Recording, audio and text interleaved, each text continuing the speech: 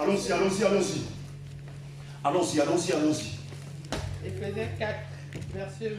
Verset 8. Je Oui. dis au nom du Seigneur. Amen. C'est pourquoi il est dit, étant monté en haut, il a emmené des captifs et il a fait des dons aux hommes. Voilà.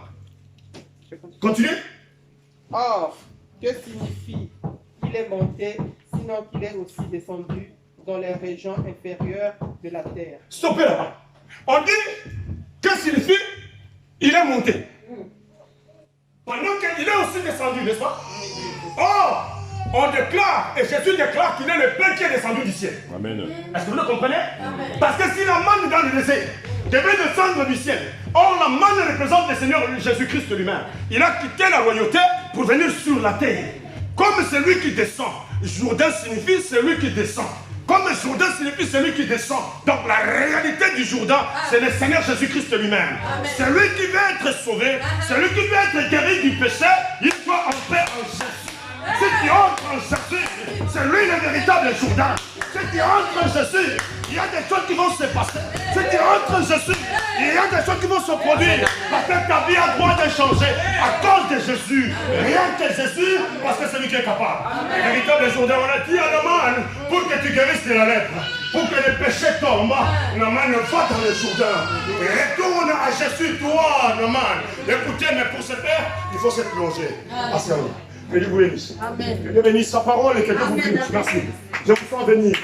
Je vous sens venir lire l'onction du Seigneur. Écoutez-moi vous expliquer quelque chose. La première des choses, il faut que tu plonges. Première plongée. La première plongée n'est autre que l'invitation que tu avais reçue. Parce que Naaman part à cause d'une invitation, à cause d'une lettre. On lui a dit, prends cette lettre, va là-bas, on va te guérir. Tu trouveras la guérison, tu vas rentrer. Naaman prend la lettre et Naaman est en train de marcher. Tu as reçu une invitation pour venir enseigner ici. J'ai dit que je vais faire l'effort pour que je synthétise ces choses-là. Parce que si je vais bien le développer, ça va nous amener à prendre beaucoup de temps. Mais je vous dis ceci, tu as reçu une invitation, ma soeur. Tu as reçu une invitation, mon frère. L'invitation reçue, c'est la première plongée de Naaman. Parce que quand Naaman reçoit l'invitation, Naaman ne se voyait plus dans son pays, la Syrie, mais Naaman se voyait déjà en Israël. Ça veut dire qu'il est en train de marcher, il est déjà dans le pays d'Israël. C'est comme quand tu as un billet en main et que tu as déjà un visa. Tu te sais que tu es déjà au pays où tu veux aller. Amen. Si c'est à Dubaï, tu te vois déjà à Dubaï. Là, tu commences déjà à consulter tout ce qu'il y a comme hôtel. Donc, tu es déjà à Dubaï. Quelqu'un va commencer à te parler. Tu sais, aujourd'hui, on a dit ma conférence ici. Tu dis, ça va, mais attendez, moi, pourquoi vous êtes en train de faire ça? Parce que vous voyez déjà là-bas. Nous, les citoyens célestes, nous nous voyons déjà au ciel. Parce qu'avec Dieu, nous croyons que ce jour-là, nous serons ensemble avec lui. Et tel que nous sommes là, frère, comme tu as reçu l'invitation, tu étais déjà dans les bains du Jourdain. Parce que c'est le Seigneur Jésus qui t'a appelé, c'est pas moi qui t'a appelé. Comme le Jourdain, c'est Jésus-Christ, la première plongée, c'est l'invitation reçue et avoir répondu à l'invitation. Quand tu réponds à l'invitation, c'est que tu viens de quitter le lieu. Tu es en train de partir pour aller. Ça va? La deuxième plongée, c'est le fait que tu aies quitté ta maison et que tu arrives jusqu'ici. Parce que tu te voyais ici. Et ce n'est pas seulement l'invitation, mais tu te dis, je me déplace. Donc pendant que je suis en train de me déplacer, direction église. Je vais arriver là-bas. Mais si je ne me retrouve pas, je ne retrouve pas le chemin, je vais faire tous les efforts nécessaires. S'il faut appeler, je vais appeler. S'il faut faire tout, même utiliser les GPS, je vais arriver en ce lieu-là. Donc, c'est ta deuxième plongée. Et quand tu arrives, tu entres dans la maison. Tu commences à écouter la parole. Je vais te dire ceci. La troisième plongée que tu dois faire, dans l'eau, c'est toi qui es le Seigneur Jésus. C'est toi qui es le Jourdain. La troisième des choses que tu dois faire pour faire cette troisième plongée, c'est avoir la foi. Parce que ces hommes ont amené la foi dans Naaman. Naaman se disait, il est en train de me dire, Deboba, je vais partir. Moi, je m'en fous. J'irai dans les barbares. J'irai dans ceci. Mais ces hommes lui ont dit ceci. Nous avons écouté un message. Le message dit que c'est dans le Jourdain. Donc, retourne dans le Jourdain. Il a pris foi. Il s'est dit, j'irai et je vais plonger. Toi aujourd'hui, ce que tu as besoin, c'est de faire la troisième plongée. C'est quitter ta nature superficielle, mais d'entrer dans le surnaturel, d'entrer en Jésus. Commencer à croire que ce matin, commencer à croire qu'en ce moment, Jésus-Christ fera quelque chose pour toi. Parce que tu es venu avec un problème, tu es venu avec une maladie, tu es venu avec une difficulté qui est en train de te troubler là. Crois seulement, car celui qui croit, à celui qui croit, à celui qui croit, il n'y a point de confusion. Amen.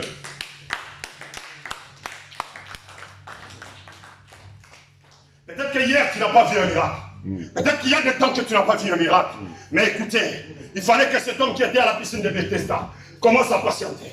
Pendant qu'il voyait les autres en train d'être guéris, pendant qu'il voyait les autres être libérés, pendant qu'il voyait les miracles se passer chez les autres, il était en train de regarder. Il se disait qu'il va me prendre, qu'il va me jeter dans l'eau. Comment les choses vont changer. Or, le multisystème était venu ce jour-là. Il n'avait plus besoin. On n'avait plus besoin que l'homme se plonge dans l'eau, mais l'eau elle-même est venue dans la personne de Jésus. La piscine était devant cet homme. Cet homme voyait la piscine devant lui. Maintenant, il posa la question, veux-tu être guéri? Ah, c'était seulement quelque chose de dire, là maintenant, chez toi, on ne plonge pas avec tout un corps. Mais dans l'esprit, j'entre en toi. J'ai dit oui, je vais être guéri. Et quand je dis que je vais être guéri, la guérison va m'atteindre. Voilà, c'est ce qu'il devrait. Amen. Il est là pour changer le système aujourd'hui. Il va bouleverser une vie ce matin. Il va changer une vie ce matin. Il va toucher une vie ce matin. Il s'appelle Jésus-Christ de Nazareth. Si seulement tu croiras et qu'il est capable de le faire, il le fera avec toi. Il te changera. Il t'amènera dans une autre dimension. Ce que tu as manqué hier, tu auras. Parce que le Seigneur, il n'a jamais menti. Il n'a jamais menti. Je l'ai vu agir. Moi, je l'ai vu ressusciter le mort. Moi, je l'ai vu ressusciter les morts. Je n'avais pas un miracle à faire. Je n'avais pas un pouvoir avec moi. Mais une nuit, on m'a appelé. On m'a dit qu'une sœur de l'église était décédée. Et tout le monde était en train de pleurer. On est venu me chercher. Le diacre qui est venu me chercher, il est venu pieds nus. Il était déjà en train de pleurer. Il vient, il frappe à la porte. Oui, dans la salle où j'étais à l'intercession. Il dit, papa, Nzouzi est mort. J'ai dit, qu'est-ce qui se passe avec Nzouzi? On est sorti. J'ai commencé à courir. On est arrivé. Le médecin dit, vous n'entrez pas dans cette salle. J'ai dit, non, écoutez, je suis le pasteur de la femme que vous déclarez morte. On dit, mais non, vous n'entrez pas pour voir les morts. J'ai dit, écoutez, rajoutez-moi ceci. Je suis quelqu'un de la Croix-Rouge. Et quand un secouriste, je vois les gens mourir. Et quand je peux secourir une personne qui saigne, ce n'est pas un problème. Et j'ai présenté la carte. Et grâce que je suis parti avec cette carte, il m'a dit, veuillez entrer. Nous sommes entrés dans la salle bien-aimée. J'ai regardé la personne. On l'avait couverte. Jusqu'à son visage. Tout était bien couvert. C'était sur un lit. Nous sommes entrés. Pendant que nous regardions et que le papa était en train de pleurer, j'ai regardé, j'ai écouté en moi, commence à m'élever. J'ai commencé à chanter. Jésus est ici présent. Il est ici présent parmi nous. Il est ici présent parmi nous. J'étais en train de monter dans la chanson. Je montais dans la chanson. Je montais dans la chanson. L'Éternel m'a dit, prends tes deux mains, mets seulement sous les pieds de cette femme. J'ai pris les deux mains, j'ai mis sous les pieds de la femme. J'ai commencé à chanter. J'ai continué. Alors la langue commençait à sortir. La langue de Dieu qui communiquait avec moi. Ah, quelques minutes après, la personne a éternué. Elle a sauté, elle voulait partir. Je l'ai retenue. Je l'ai écouté. Il y a quelque chose qui vient de se passer. Elle dit, oh non, que c'est pas ton père. Je dis, calme-moi. Le médecin est venu. Il s'en va de voir. Elle dit, mais j'ai déjà écrit. J'ai déjà fait l'attestation de décès. Que s'est-il passé? J'ai dit, le Seigneur, Jésus-Christ de Nazareth, est descendu ce matin. Il est venu cette nuit pour faire un miracle, pour délivrer la personne. Et cette personne est redevenue à la vie. Que Dieu te bénisse abondamment. Que Dieu te bénisse ma soeur. Que Dieu te bénisse. Que Dieu te bénisse mon frère. Que la gloire te fasse sa grâce. Voilà. C'est Dieu que nous servons. C'est Dieu tellement puissant. Il faut croire au Seigneur. Je te dis ceci. Une chose est vraie. Maintenant c'est la quatrième plongée.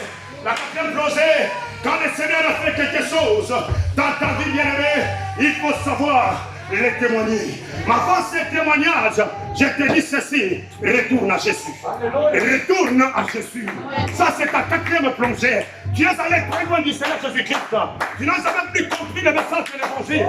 Mais aujourd'hui, je te dis, retourne dans la maison de l'Éternel. Retourne dans la présence de Jésus-Christ. Parce qu'il veut bien te visiter. Ça, c'est ta quatrième plongée. Ah, quand tu auras plongé la quatrième fois, je te dis ceci. Demande un miracle. Ah, tu dois demander un miracle. Ah, tu dois demander un miracle. Ah, tu dois demander un miracle. Que Dieu te bénisse. Que Dieu te bénisse. Tu vas demander un miracle ce matin. Et ce miracle que tu demanderas sera la cinquième plongée pour toi. Demande le miracle à Dieu. Le Seigneur viendra faire un miracle. La chose se passera dans ta vie. La gloire de Dieu te touchera. La gloire de Dieu te saisira. Tu es prêt à demander un miracle au roi. Oui, c'est le cas. Car c'est ta cinquième plongée. Ah, quand tu auras fait la cinquième plongée, il faut commencer à remercier le Seigneur. La Bible dit, il y en a ceux qui ont cru sans avoir vu. Or, pour que la chose vienne à l'existence, il faut qu'elle vienne quelque part. Le Seigneur lui-même, c'est le véritable croyant. Le Seigneur à qui était en train de prier, il savait que la terre sera, mais la terre n'était pas encore. Il se retrouvait en Éden. Il a dit ceci, que la terre soit. Pendant qu'il était sur la terre est venue à l'existence. Il a dit que la lumière soit, et la lumière fut. Ce que toi tu as besoin se trouve de l'autre côté du mur. Commence seulement à déclarer, commence seulement à appeler, commence seulement à te dire que la chose est venue. Amen. Et comme la chose est venue, je commence déjà à remercier Dieu. Je dis Seigneur, merci parce que tu m'as donné ça. Merci parce que tu m'as donné ça. Je voyais un frère qui avait besoin d'un véhicule. Il se disait, ah, je n'ai pas assez d'argent pour avoir un véhicule. Mais qu'est-ce que je vais faire? Je vais seulement prier. Parce que Dieu est bon. Quand j'essaie de travailler, je ne trouve pas du travail. J'essaie de me débrouiller, il n'y a rien. Mais moi, je ne voudrais plus continuer à marcher à pied. Je vais quitter ce stade de piéton. Alors, qu'est-ce que le frère a fait? Il allait faire sa prière et puis il a pris une clé de voiture qu'il a ramassée. Et il a pris cette clé-là, il l'a mis dans sa poche. Quelle folie! Et le frère, pendant qu'il marche avec les clés de sa maison, parfois il fait sortir les clés de sa maison, il déclare, il dit, voici ma voiture que j'ai. Et puis il remettait la clé dans la poche. À une telle personne, quand tu la vois, tu dis, ça c'est aussi. Comment il peut? Il n'a rien. Il dit qu'il a une voiture. Mais les jours où on lui a donné les véhicules, c'était même son pasteur qui l'a béni. Il n'avait jamais raconté ça à son pasteur. Il était là. Et les pasteurs, voyez, Dieu a mis dans son cœur l'argent que tu as, achète une voiture pour cet homme-là. Et l'homme qui vient un jour dans l'église, assis là-bas, et les pasteurs prêchaient. En fin de compte, il dit, il y a quelque chose qui m'a tourmenté pendant très longtemps. J'essayais d'éviter cela. Je me disais, qu'est-ce qui est en train de se passer? Et à tout moment, ça m'importunait. Là, maintenant, je vais réaliser la chose. Vous savez ceci, frère tel, lève-toi, viens. Et le frère arrive devant, il prend la clé, il lui donne. Il y a une voiture neuve qui est dehors là. On l'avait amenée pour toi. Et dès que tu sortiras, tu ne retourneras plus chez toi à pied. Comme tu sais déjà conduire, voici la clé de ta voiture. Et le frère est tombé en train de pleurer. Il a fait sortir la vieille clé. Il a dit, ça fait longtemps que je priais Dieu. Voilà la clé que j'avais. Maintenant, j'enlève cette clé ici. Je la pose dans la corbeille d'offrande. Parce que c'est vous qui saurez ce que vous allez faire avec ça. Déjà, ça c'est pour moi, je dis, c'est déjà une action de grâce. Je m'endette déjà. Je n'ai récupéré cette clé-là pour la remettre à ma maison après que j'ai donné l'action de grâce à l'Éternel. Maintenant, ma clé, je la mets en place. Et le frère est sorti avec la voiture. Tu ne sais pas d'où sortira ton miracle. Amen. Ton miracle, tu ne sais pas d'où il sortira. Amen. Ce que tu viens de demander là, tu ne sais pas où ça sortira. Amen. Mais crois au Seigneur. Parce que le Seigneur est capable de le faire. Il n'y a rien qui est impossible à Dieu. Ce qui semble impossible aux hommes est possible à Dieu. Demande te dire ceci, il faut que tu fasses la 7e plongée. Quand tu fais la 6e, qui est remercier Dieu pour tout le temps que tu as passé, pour tous les moments et pour tout ce que Dieu vient de te donner, alors la 7e plongée, c'est le repos. Parce que après avoir travaillé 6 jours, le 7e jour, le Seigneur s'est reposé. Il y a des problèmes, frère. Tu n'as pas encore vu la chose s'accomplir. Tu ne l'as pas encore touché. Mais comme tu as prié avec foi, commence maintenant à réaliser comme ce frère avait réalisé. Tu te mets là, tu dis, le Seigneur a déjà fait. Même si les gens sont en train de dire des choses, toi tu te dis, le Seigneur a déjà fait. Moi, votre frère, je suis en train de vous parler. Je vous dis une chose vraie. Là, aujourd'hui, vous me voyez tel que je suis. Demain, je suis un grand chef d'entreprise. Je n'ai plus besoin d'aller travailler chez les gens. Je sais ce que je suis. Je sais ce que j'ai demandé. Je sais quelle foi j'ai. J'ai commencé d'ailleurs déjà là. J'ai déjà commencé à manger. Amen. Amen. Amen.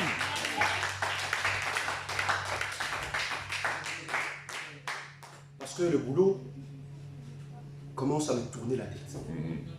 Je suis pasteur d'une église. On ne doit pas faire un planning où on me donne une journée de dimanche, je dois être au travail. Ça m'a révolté. Ça me révolte. Vous me verrez un autre dimanche, je ne suis pas là. Parce qu'il y a un planning qui vient de changer, je dois commencer à être au boulot parfois le dimanche. Donc je travaille toute une journée. Pendant que je dois être dans l'œuvre de l'Éternel, je suis appelé pour cette heure. J'ai dit, Éternel, on arrête avec cette histoire. J'arrête ça. C'est que je veux que mon entreprise marche. D'ailleurs, j'ai contacté quelqu'un, j'ai dit, toi, tu es déjà embauché. Tel que tu es là, dans mon entreprise, tu es embauché. Je commence. C'est avec toi. J'ai commencé à te payer. Jusqu'à ce que tout va se clore. Et là, sur moi, demain, vous verrez. Amen. Parce que sans la foi, on ne peut pas être accueilli par Dieu. Or, cet homme n'avait pas la foi. Pour redevenir agréable, il fallait qu'il puisse se donner, accepter la chose. Et quand il accepte, la lèpre tombe. Or, cette lèpre-là, quand elle tombe dans l'eau, la Bible dit qu'il est redevenu, sa peau était comme la peau d'un bébé. Écoutez, celui qui revient à Jésus, il est né de nouveau. Amen. Vous le savez? Oui. Parce que celui qui croit en son nom, il devient une nouvelle créature. Les choses anciennes sont passées et voici toutes choses sont devenues nouvelles. Si tu avais un passé tellement compliqué, un passé chargé, tu viens à Jésus, tu donnes ton cœur à Jésus, tu donnes ta vie à Jésus, ce passé chargé est effacé. Donc pour toi, devant Dieu, tu deviens comme Emmanuel. Ça va Emmanuel? Emma? Donc pour ta vie, toi, tu deviens comme Emmanuel, avec la peau qu'il a et qu'il a là. C'est cette peau-là. Donc Dieu te voit un bébé devant lui. Or, un bébé a été toujours cajolé. C'est pourquoi reste entre les mains de Dieu. Reste entre les mains du Père. Parce que le Père, il te trouve un bébé. Il est en train de te garder. Or, un bébé, à tout moment, il a besoin de lait. Il a besoin de choses comme ça. On est en train de l'aider. Pourquoi? Parce que le bébé doit grandir. Mais à un certain moment, on commence aussi à donner la nourriture solide à l'enfant. Or, le lait, il est là devant vous. On dit désirer avec un ardent, faites-le avec un ardent désir. Le lait spirituel et pur, qui est la parole de Dieu. Donc, comme tu es bébé, Naman, tu viens d'entrer dans l'eau, dans le Jourdain qui est le Seigneur Jésus, ta peau vient de changer. Tu viens de naître de nouveau. Et comme tu viens de naître de nouveau, tu dois désirer ça. Commence à prendre le lait. Le vrai Bible avec moi. Vous voyez le Bible là, que j'amène là, c'est ça, les biberons pour toi. Commence à prendre les biberons chaque jour. Et quand tu auras fini avec le biberon, je vais t'amener un peu, je ne sais pas moi, des pâtes à manger. Je vais t'amener un peu de nourriture que tu essayes de prendre un peu de bouillie et à un certain moment, tu dois commencer à manger du dur. Là, tu te sens un adulte. C'est pourquoi je disais, j'avais besoin d'aigle. Parce que l'aigle entre dans la maison de son père et l'aigle mange ce qui saigne. Comme l'aigle mange ce qui saigne, c'est ce qui est vivant. Or, si l'aigle doit manger ce qui saigne, c'est qu'il participe au corps ainsi qu'au sang de Jésus. Amen. Si l'aigle doit y participer, à un certain moment, il doit s'envoler. C'est pas les autres des aigles. Quand l'aigle sent que l'heure de s'envoler arrive, il doit s'envoler. Vous avez vu les aigles en train de s'envoler? Amen. Dieu bénit sa parole. Dieu bénit sa parole. Lève-nous. Lève-nous. Merci.